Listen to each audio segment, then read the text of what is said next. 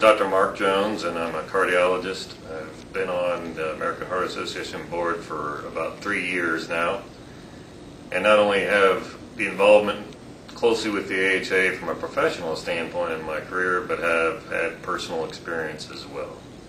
In February of 2008, I was at a concert event with my wife and some family and friends, and had the sudden onset of what was unmistakable chest pain, clearly in my mind indicative of a heart attack, although it was a bit tough to believe because I'd never had any symptoms to that point, really didn't have any of the classic risk factors, but it was clear to me that's what was going on. I was able to get my wife's attention, and we moved to the front of the venue where we encountered some of the security personnel that initially one had difficulty believing as well. Another one appropriately activated 911.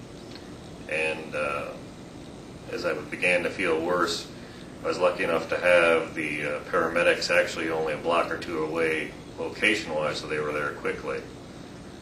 I remember shaking the hand of the fireman coming through the door and introducing myself, and then I went into cardiac arrest.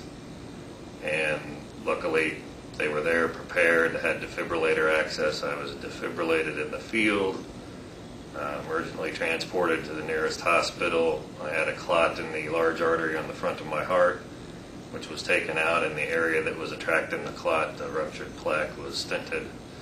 And luckily, I've come through well with very minimal damage, and have returned to a full and active life since then. And if you think about that scenario, so many things that the AHA has done at various levels were involved, everything from public education to advanced cardiac life support training for paramedics and other personnel to get certified in that, to the work with public defibrillators for venues and airports, things such as that, to the medical science that went into the stenting procedure and the medications used afterwards.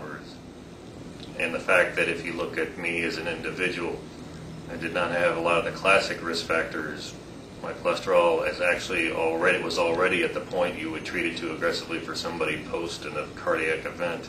I don't have high blood pressure, don't smoke, I exercise regularly, I'm not diabetic.